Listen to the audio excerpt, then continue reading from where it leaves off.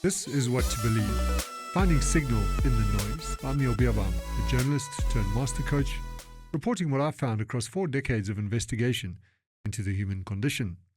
And what I found is a flaw in the human operating system, one that makes it hard for us to face the truth about ourselves and leaves us believing things about ourselves and the world that are false. You'll find a strange comfort here. The comfort of knowing how little is really true, how little of it really matters, and what to do with the reality that remains. Welcome back. This is episode 2 in the series where I'm exposing the flaw in the human operating system, one mechanism at a time, from different angles. And remember, what we're doing here is learning to look at things directly so that you can gain an insight that causes a direct and immediate shift in behavior. You don't have to process your feelings about it. You see something, and the behavior changes, and the thinking and feeling can catch up afterwards. That gives you the power to self-manage in a way that doesn't cost you, and where giving up something is not experienced as a loss. The gain is self-mastery. The gain is the freedom that you get out of it. In the previous episode, we looked at the need to be right, to win every argument, to get our point across. And I showed that we don't argue an idea because it's right, we argue it because it's ours. And if you're not sure what that means, go check it out. What we saw is that the need to be right is an automatic mechanistic ego reaction. We don't choose it, we just find ourselves doing the thing. And when we catch ourselves, because we're seeing it as a mechanistic ego reaction, we can step outside of that reaction without having to reason our way out of it. We just take the first exit out of that bad neighborhood. In this episode, we'll look at another mechanistic ego reaction. In other words, something that just starts up automatically, that feels so natural and normal that we're not even aware of it as a thing, and which we therefore find equally hard to turn off. And what we're talking about here is our automatic tendency to look good.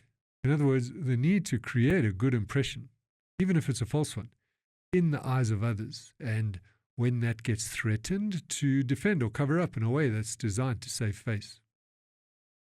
This is a very powerful force, and it runs our lives much more than we realize. We give a lot of our personal power away to this force. And the things it makes us do are so pervasive that we think they're normal. But they're not. They're this, the mechanistic ego reaction of needing to look good in the eyes of others. Ironically, we'll see it often backfires and we actually make fools of ourselves. It's only ourselves that we're convincing. But we'll find out more about that. So here's how it goes. Take a look at how you see yourself. You don't just see yourself, you compare yourself to others. You imagine how other people are seeing you. You might even say things like, I like to be seen as, or I can't believe he or she thinks that of me. And by the way, if you're the person who says, I don't care what how people see me, be careful because you might still be doing it just with that as the lens. I like to be seen as the person who doesn't care how they see me. Get it? From an ego construct point of view, this is kind of as natural as breathing. So if you think you're not doing it, there's a chance you might just not be aware that you're doing it. So come work with me on this. I'll show you. So what you'll find is that we're doing this all the time, and it's automatic. As with being right, we don't wake up at 6 a.m. and decide at 8 a.m., I'm going to have a quick think about what people think of me. And I'm not talking about that once in a lifetime day when you're doing a personal branding exercise with your coach. No, in general, we're already doing it. We wake up into it. We probably even dreamt about it. It's automatic and mechanistic. And what do we know from the previous episode about things that we can't start or stop? We're not in control of them. They're in control of us. So we can say that as much as we're run by the need to be right, we're also run by the need to look good in the eyes of others. Here are some examples. The obvious ones are going on a first date or for a job interview. But it's also more prosaic than that. It's like, what am I going to wear today? And again, even if you want to look different, well, why? So that others will see you different, so that you can be different in the eyes of others. And we know all about this when we're at work. We pay careful attention to our reputation or brand. At work, we care very much about how people think of us. And even in our close relationships, we're concerned about how our partner sees us, how their family and friends see us. And with our own friends, the same. And these days with social media, it puts this ego mechanism on constant alert. It puts it on steroids. And so we might be saying, well, that's normal, right? To be concerned about what people think and to operate in that way. But so what's the big deal? Well, the big deal is how wrong we can be, firstly. The big deal is also how much it can cost us. And the biggest deal is how much drama it can cause in our lives, in our minds, and in the world. So let's look at each of those in turn. Let's look at how wrong we can be. So if we get out your white coat and your clipboard and you act as a scientist, you'll see that what people think of you is not directly accessible to you. You can only assume or ask with your white coat and clipboard, being a scientist, in other words. And if we ask, we have to assume that they're telling the truth about what they're thinking. So really, it's a bit of a movie that we project onto the world and then we play back to ourselves. Most of it is based on assumptions.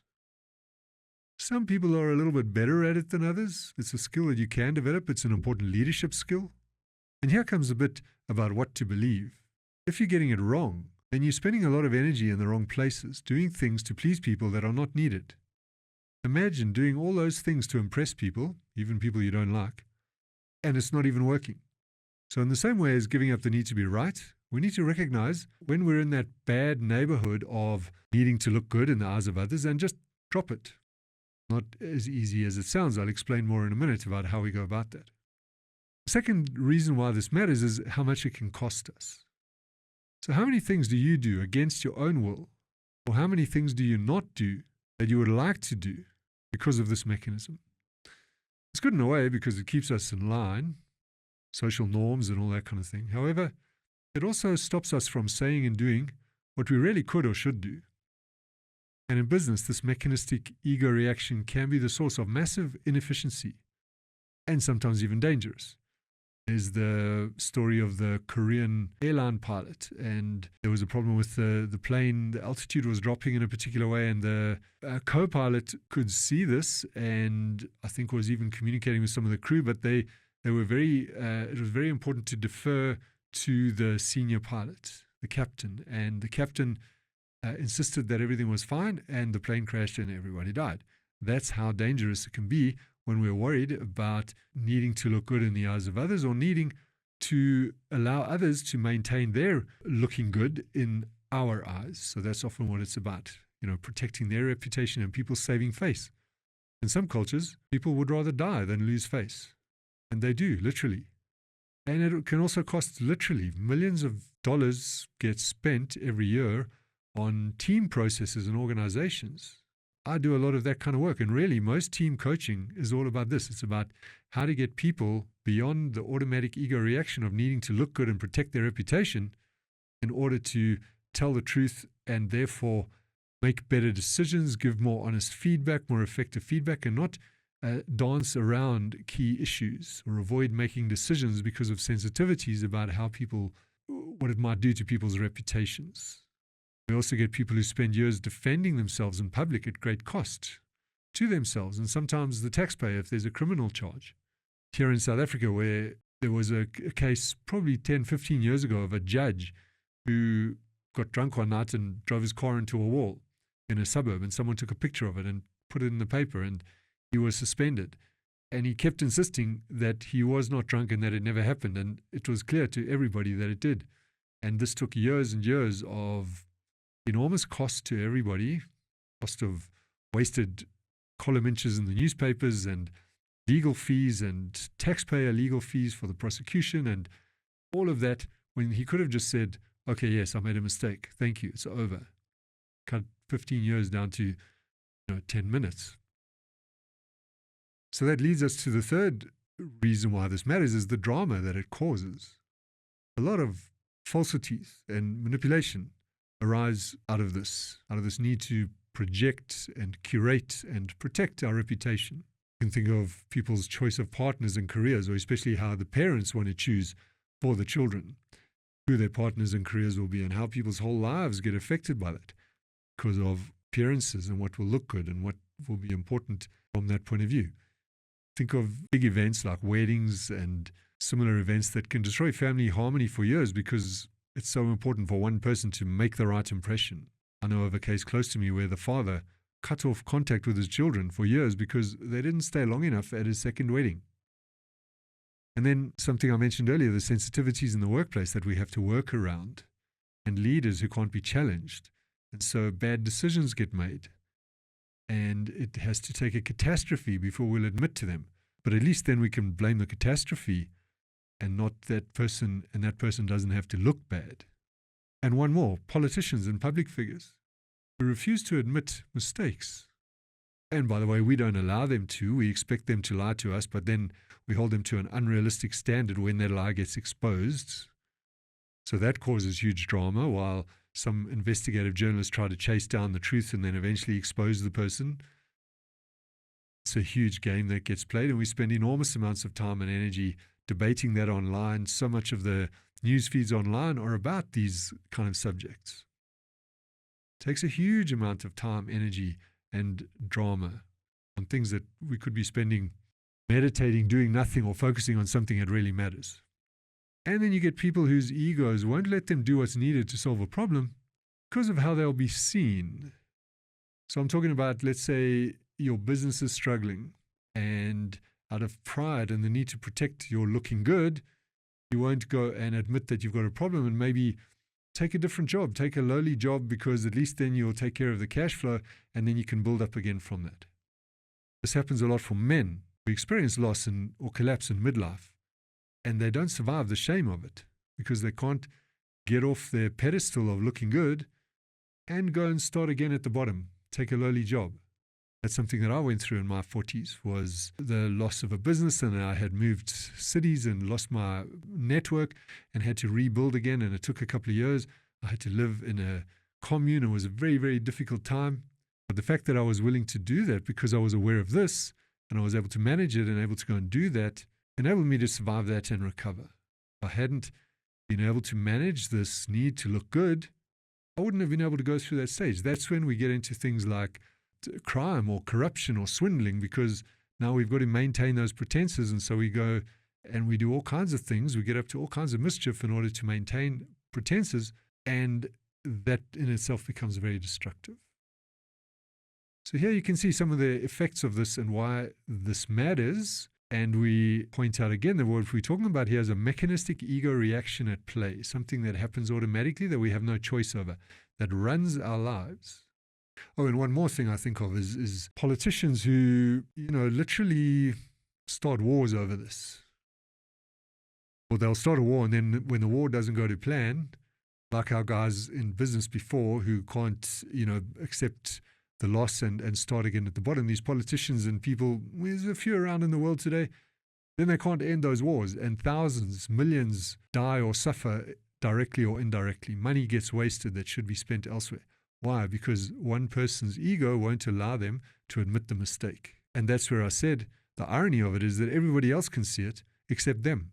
Their pride won't let them see that. They're convinced that they're going to show everybody how good they are, ultimately that they'll win, and that force drives them. So here we can see the power of this force, the need to look good, how powerful it is and how illusory it is as well. Because, as I said, when you're trying to look good in the eyes of others, very often everybody else can see that you're doing that except you, and yet you persist.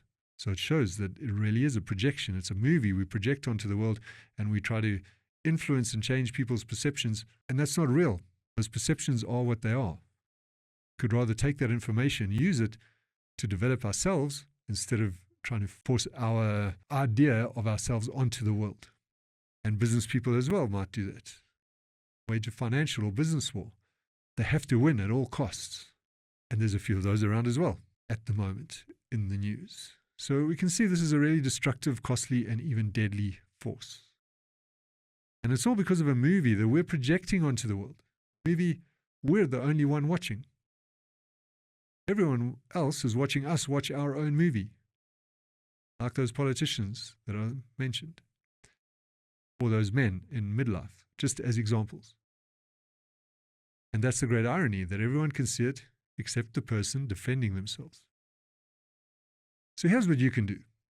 And of course, this is what to believe, finding signal in the noise. And so we're learning to disarm the mechanistic ego reaction to get to the nub of an issue so that we can deal with what's real and what matters. So that's what we're aiming to get to here. And so when it comes to this mechanistic ego reaction of needing to look good in the eyes of others, what is real and what does matter? Well, for starters, we need to recognize that everybody does this all the time, including you, including me, and we never really escape it. We can only become aware of it so that we can self-manage and support others when they are victims of it, if that becomes relevant. So importantly, we also don't want to turn into little Holden Caulfields, the guy in The Catcher of the Rye who just calls everything and everyone phony. That would be to give in to the mechanistic ego reaction of being right. I'm right that all people are fake and unaware that they're fake. I'm right that I'm more self-aware and I'm not fake. That's what we'd call a spiritual ego. There you can see how the two elements of looking good and being right combine. So you can be aware of this phenomenon, but without the being right bit, without the making others wrong for not being aware of it. When you see this playing out in society, instead of pointing it out in some righteous way, just be aware without that layer of judgment attached and make it useful, make it practical in order to self-manage and develop a level of self-mastery, which ultimately will have a benefit for others around you. Self-management would look like this. So let's say you're at a cocktail party and you need to make business connections, and that's expected of you. So then you turn it on. Everybody's there using their LinkedIn language. So you do the same, consciously, deliberately. That's the definition of being in charge. Remember, when you can turn it on and turn it off. And so you turn it on for the cocktail party, and then you turn it off when you get into a conversation that is meaningful for you. Or when you're with friends and people are trying to show who is the most caring or liberal or hardline if you're conservative or whatever. And you start comparing yourself negatively because you're maybe not as liberal or as hardline as that person, and you find yourself wanting to either withdraw or to compete with them. And then you recognize this is just a mechanistic ego reaction of looking good. You don't need to get drawn into it. Just let it play out. Let them say what they say. Choose not to participate, perhaps. Or you might participate for fun, but you know that you're doing it. You don't get caught up in that drama and take it home, beat yourself up about it, and create an identity from it. Of course, if you don't engage in that kind of activity and you do choose to not participate, to just not get drawn into the same kind of debate and trying to prove how liberal or how conservative or how whatever you are, this is where the ego floods in and says, oh, you're boring. They'll think you don't care, or, what's wrong with you or whatever. Well, that doesn't matter. Just let them think that, if they do. Or you may find maybe that there would be a consequence to not playing along. Maybe you're one of Kim Jong-un's generals in North Korea, and then you'd better play along. Then you have no choice. But at least if you have this awareness, you'll know that you're doing it and why, and then you'll be able to turn it off when you get home. And at home, it might look like this. So maybe you need to show yourself to be strong and positive, even though things aren't going well in your business, because that's who you are, in inverted commas. Or you need to be the man of the house and be in charge because your, let's say, conservative friends would expect that of you, and you've signed on for that sort of philosophy, and you must set that example for the children. Or maybe you feel the compulsion to act like a liberal feminist and not take shit because your liberal friends would expect that of you. And you must set that example for the children. And so in all these cases, you're driven to look good. Why? For the sake of others, many of whom aren't even there. It's the movie that you're projecting onto them and playing back to yourself. Now, when you see that you're doing that, you can decide. Maybe this situation is something to set an example about, but for its own reasons. And for this instance, not every time. I don't have to turn every action into a political statement. I don't have to assume that if I allow this to go, the whole world's, will collapse into a liberal heap or into a conservative heap. It enables you to deal with the situation on its own merits, one by one, uniquely, here as an individual in this situation, not as a political statement. So maybe in this instance, it's okay to yield or concede and not ask the question, what does it say about me? So leave that space open. Of course, that's where the ego identity usually floods in and say, how can you? What will happen? What will people think of you? What does this say about you in the world? And what kind of a world you're creating? And so we, get back into that state, and then we feel compelled. But you can see that in that instance, there's no choice. You're being driven by this ego identity, this voice that speaks in your mind. So where we're aiming for is to be able to let go of the need to look good, to drop that projection, turn off that movie, get out of that neighborhood. Just respond to each situation on its own as a unique situation, not as a social trend. And when you start to see this for yourself, it will do its own work. You'll start to see it everywhere. The scales will fall from your eyes. You'll notice how much of the world is driven by it. You'll naturally start to respond with less drama, with less need to create your own internal drama driven by the need to look good. It will set you free.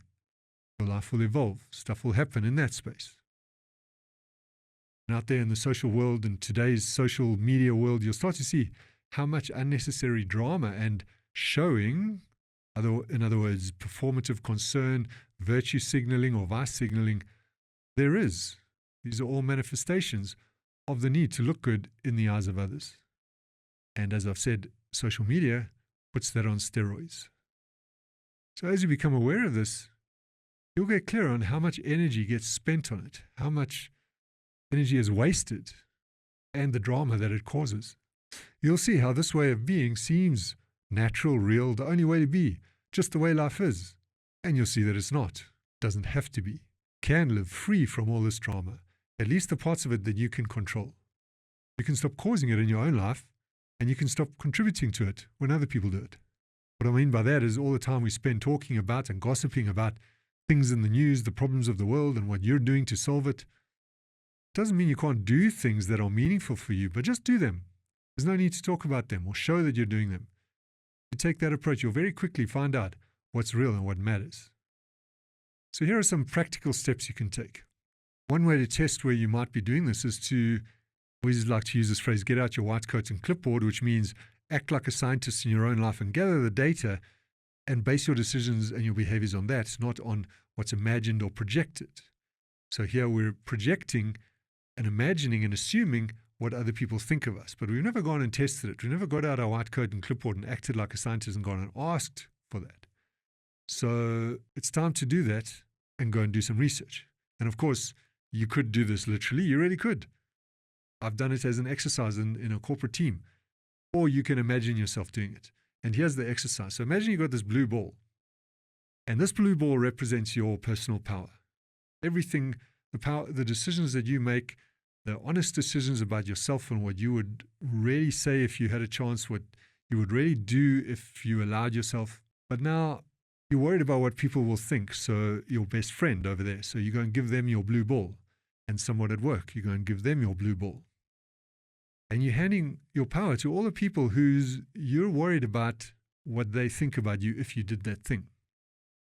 So maybe you need 10 blue balls because there's 10 people you're worried about. Maybe you need 100, I don't know. But you can start with 2 or 3. And then you go to that person and you say, I'm giving you this because it represents what you think of me and you hold that power for me right now. And I want to know if it's true or not. So tell me, when I did this thing, what did you think of me? And you take down exactly what they said.